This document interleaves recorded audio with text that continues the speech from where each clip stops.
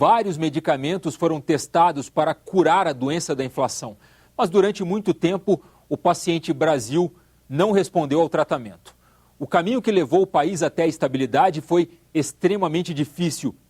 Neste bloco do Repórter Senado, os personagens do povo que viveram intensamente a sucessão de planos econômicos, esperanças e frustrações.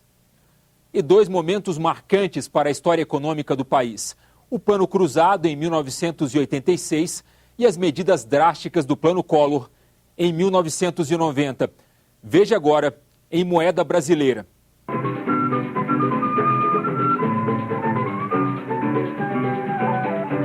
Você me pediu 100 mil réis para comprar um suaré e um tamborim.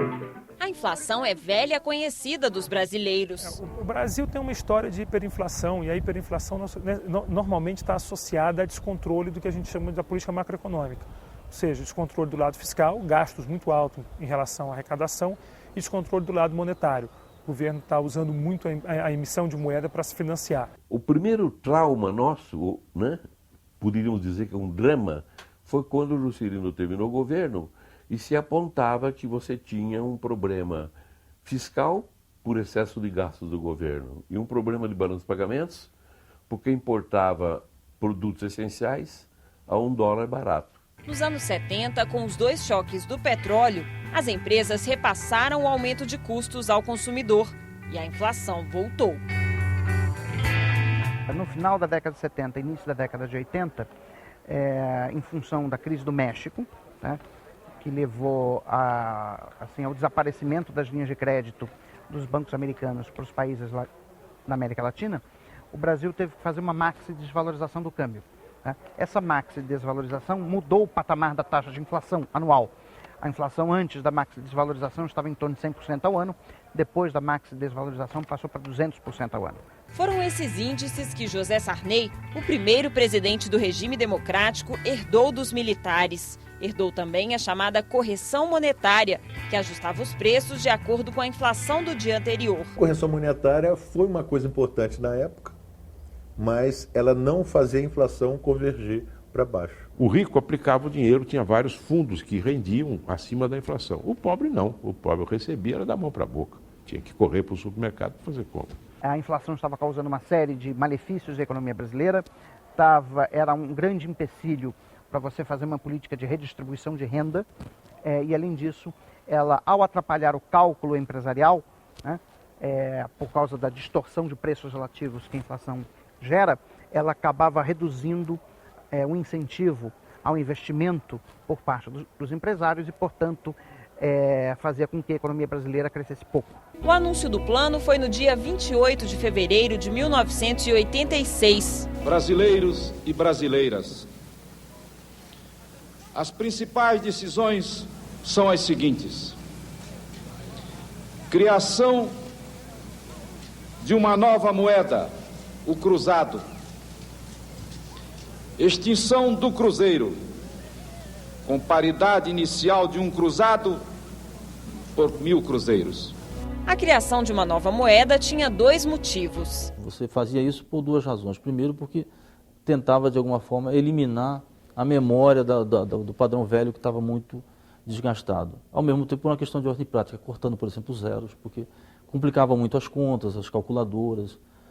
Hoje, os computadores não teriam dificuldade, mas naquela época era uma coisa um pouco mais difícil. Os brasileiros ganharam um abono salarial de 8%. O mínimo aumentou 15% e ainda foi criado um gatilho que corrigia os salários quando a inflação acumulada chegasse a 20%. O crescimento da renda, junto com o congelamento dos preços, causaram euforia e explosão no consumo. Eu acredito que foi o momento mais feliz que o povo brasileiro teve, que até hoje ele se lembra com muita... Foi pequeno o período, mas foi um período de muita felicidade. Quando o Plano Cruzado entrou, a gente tinha essa esperança que era passado na televisão. O que o país passava para a gente era aquele otimismo. O Plano Cruzado, que é simbólico, que foi uma tentativa de congelamento de preços, uma técnica já usada em outros países e que geralmente não dá certo. O Brasil, nesse sentido, não foi exceção.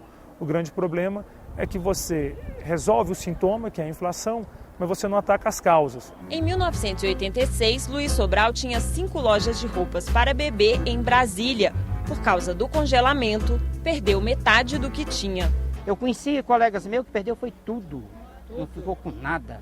Eu que ainda fui precavido, na época eu reduzi as lojas, reduzi os funcionários, reduzi compras. Quando você faz o congelamento de preços, algumas empresas vão ter muita sorte, ou seja, vão ter feito o seu reajuste de preços alguns dias antes do congelamento.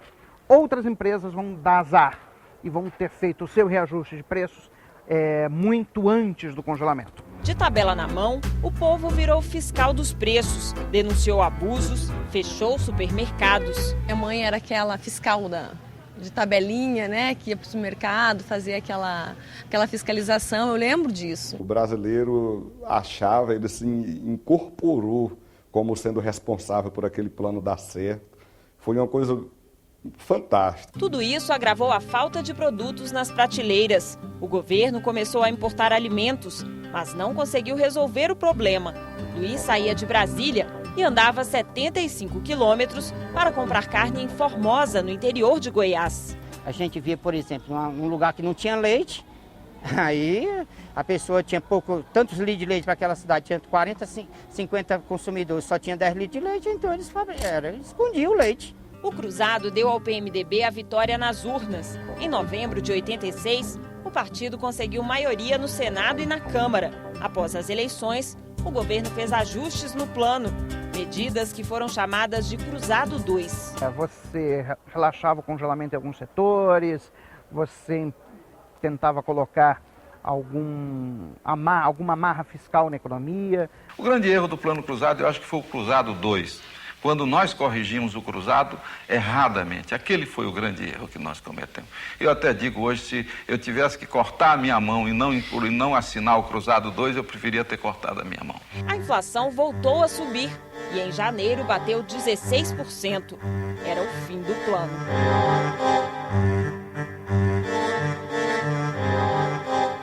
Enquanto dura aquele ataque ao sintoma, que é o congelamento de preço, funciona e a economia fica sem inflação. Mas como as causas não foram combatidas, mais cedo ou mais tarde volta com mais força até do que estava antes. Mais ou menos como uma pessoa que tem uma doença e resolve combater os sintomas e não combate as causas. O cruzado teve consequências. O aumento das importações e o congelamento da taxa de câmbio consumiram as reservas brasileiras. Em janeiro de 1987, o governo anunciou a moratória da dívida externa. O efeito maior da moratória foi que o Brasil só conseguiu voltar a ter financiamento externo nos anos 90 com o Plano Brady.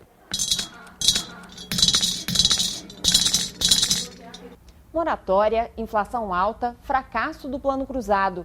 Esse foi o cenário que Luiz Carlos Bresser Pereira encontrou quando assumiu o Ministério da Fazenda em maio de 1987, no lugar de Dilson Funaro. Bresser combateu o desequilíbrio das contas do governo, adiou obras, aumentou impostos e cortou despesas. Também queria privatizar estatais, fazer uma reforma no Estado, mas não conseguiu o apoio do Congresso. Bresser ainda decretou o congelamento dos preços e salários por 60 dias. As perdas salariais geraram milhares de ações na Justiça. O Supremo decidiu que o dinheiro tirado dos salários, calculado em 26%, tem que ser devolvido. Bresser ficou apenas 7 meses no ministério. Foi substituído pelo secretário-geral da Fazenda, Mailson da Nóbrega. Mailson criou uma nova moeda, o Cruzado Novo, com 3 zeros a menos. É muito comum você encontrar nas cédulas desse período carimbos, mudança de planos. Você não tinha tempo de mandar fazer uma nota nova, enquanto não mandasse, carimbava as antigas. O plano ficou conhecido como Verão, porque foi anunciado em janeiro de 88. Propunha o congelamento de preços, o fim da correção monetária e o corte de gastos do governo.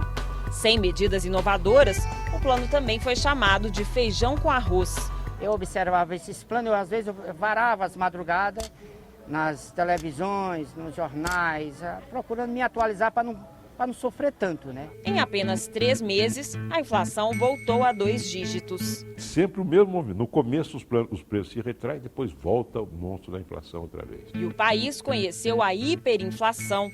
A gente comprava para 3 meses, porque aumentar a inflação era todos os dias. Você chegava no mercado de manhã, era um preço à tarde, depois das 14 horas já era outro preço. Nós tivemos inflações anuais na faixa de 4.000%, o que é uma coisa que a gente não consegue imaginar hoje. Até quem não viveu o plano, como a estudante Raquel, de 22 anos, sabe contar essa história. Você recebia o mesmo salário todo mês, mas o preço aumentava todo dia. Então, no final do mês, ele valia metade do que valia antes. Deus livre voltar, né? Esse tipo de inflação. Eu prefiro a estabilidade. Melhor. A gente sabe, pelo menos sabe o que vai gastar. Hoje o negócio é bem mais favorável, né? O salário já dá para fazer alguma coisa já, à vista que ele tem, né? A guerra contra a inflação ganha mais um capítulo após a primeira eleição direta para presidente da República após 29 anos. Com a força do voto, buscamos literalmente um tratamento de choque. Na transição para o governo Collor, o momento era de incerteza. Fernando Collor de Mello foi o primeiro presidente eleito pelo povo depois do regime militar, após 29 anos sem eleição direta. Aos fiscalizados, aos pés descalços, àqueles que querem justiça social no país para poder viver dignamente. Antes da posse, a inflação chegou a 80% ao mês. O país sabia que o novo presidente tomaria medidas drásticas para conter os preços. Sempre todo mundo falava, temos que acabar com esse negócio dos banqueiros e essa farra dos grandes aplicadores. São eles que vivem às custas da sociedade. Brasileiros correram para as cadernetas de poupança, tentando evitar o pior. Eu me lembro que eu estava trabalhando, tinha acabado de sair do Ministério da Fazenda e uma secretária falou assim, Dr. Newton, aonde é o lugar que eu vou deixar o meu dinheiro? Eu falei, ó, um lugar que ninguém vai mexer é a poupança. Pois justamente foi o prejuízo. Até hoje ela vira a minha cara, se ela pudesse arriscar meu carro, ela arriscava. Chegamos à conclusão de que somente mexendo, somente bloqueando aquelas aplicações nitidamente especulativas não seria suficiente. E fomos então ampliando o raio de bloqueio desses ativos, mesmo sabendo que seria uma medida impopular. Em 16 de março de 1990, um dia depois da posse presidencial, a ministra da Economia Zélia Cardoso de Mello anunciou: a partir de hoje fica criado o Cruzeiro, que substitui o Cruzado Novo. Quem tinha ontem no depósito à vista 50 mil cruzados, pode ir ao banco segunda-feira e sacar, se quiser, 50 mil cruzeiros. O plano veio em 27 medidas provisórias. E para você ter ideia de como é que a situação do Brasil estava desesperadora, na época a inflação chegou a atingir 80% ao mês. Ao mês. Né? Que o Congresso aprovou todas as medidas do plano Collor. Todos os partidos apoiaram. Quem tinha mais de 50 mil cruzados novos na poupança, na conta corrente ou em aplicações financeiras como o overnight, ficou com o dinheiro bloqueado durante 1 ano e meio. A moeda retida continuou a se chamar Cruzado Novo, mas eram os cruzeiros que circulavam no mercado, na paridade de 1 para 1. Os brasileiros lotaram os bancos para retirar os 50 mil cruzeiros a que tinham direito. Dessa vez você atacou até uma causa, mas não necessariamente a causa certa, e você criou, e aí um lado muito ruim, que você criou uma desconfiança muito grande da população em relação ao sistema financeiro. Pelo bloqueio da poupança, ninguém esperava. Maria da Cruz teve 4 cadernetas de poupança bloqueadas. Então ficou todo esse dinheiro lá. Depois foi uma luta. Na época, ela era servidora pública e também perdeu o emprego. Foi assim, devastador, a dor e até hoje persegue. Você ser funcionária pública e de repente você ir trabalhar em qualquer coisa. Eu botei comércio, eu botei restaurante, eu toquei cantina, de tudo. Com apenas 10 anos, a filha Carla entendeu as dificuldades da família. A gente teve que conviver com uma questão assim, hoje tem, amanhã pode não ter. Histórias também de falência. No começo do plano, Luiz Sobral tinha 6 lojas de roupas de bebê. Eu fui fechando. Quando eu cheguei na última loja, eu não tinha mais fôlego, adoeci. Os jornais da época calcularam que o governo bloqueou 30% do produto interno bruto, a soma das riquezas produzidas no país. As vendas despencaram. O dinheiro sumiu do mercado. Todo mundo empobreceu, ficou o país inteiro num só nível. Mas tem sempre o outro lado da moeda. Estamos no Lago Sul, uma região nobre de Brasília, às margens do Lago Paranoá. Algumas dessas casas eram residências oficiais de ministros, por isso este local é conhecido como Península dos Ministros. Hoje elas não são mais do Executivo, foram vendidas no governo Collor. E foi nessa época que um corretor de imóveis usou a criatividade para lucrar em tempos difíceis e ainda conseguiu liberar o dinheiro de dezenas de pessoas que estava preso nos bancos. Geraldo juntava o dinheiro de funcionários públicos, profissionais liberais e pequenos empresários. O governo aceitava que as casas fossem pagas com os cruzados retidos no banco. Um tem $1 milhão, um tem $100 mil, outro tem $10 mil.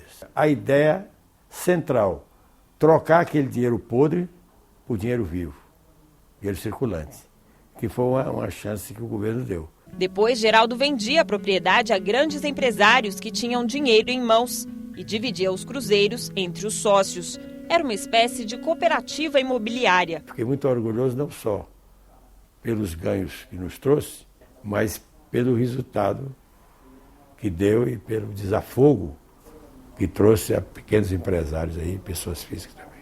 Apesar das medidas drásticas do Plano Collor, só por um mês a inflação ficou abaixo de 10%. Em junho de 1990, voltou a subir. Começaram as demissões e a economia encolheu.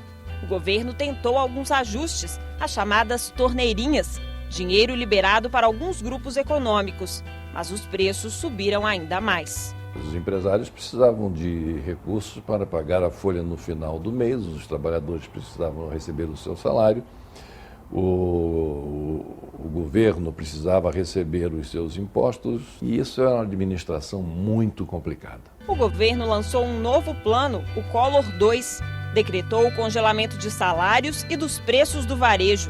Mais uma vez, a estabilização não veio. 1 ano e meio após o bloqueio nos bancos, já com a ministra Zélia fora do ministério, o governo devolveu o dinheiro. Muitos brasileiros questionaram em ações judiciais a desvalorização da quantia recebida. Eu acho que o critério que foi utilizado com todo rigor, acho que estava justo. Existem muitos empréstimos compulsórios que nunca foram devolvidos, mas ainda mais importante foi nós resgatarmos a ideia da confiança, da confiabilidade no governo e na moeda. Mesmo assim, eles não conseguiam comprar aquilo que haviam planejado, que os preços já haviam aumentado. Então isso realmente aconteceu. O senador Lindbergh Farias era presidente da UNE, União Nacional dos Estudantes, na época dos Caras Pintadas, um movimento pela saída de Collor da presidência da República. Lindbergh reconhece que a situação econômica do país contribuiu para engrossar as manifestações. Aquela história de pegar o dinheiro das pessoas que tinham dinheiro na caderneta de poupança, aquilo tirou a popularidade dele e aquilo jogou muito a classe média contra ele. O movimento estudantil tem muito essa característica de ali muitos jovens, filhos de família de classe média. Foi essa turma que foi para as ruas. Foi também no governo Collor que a economia brasileira começou a se abrir para o produto estrangeiro. Antes era proibido importar mercadorias que tinham similares no Brasil.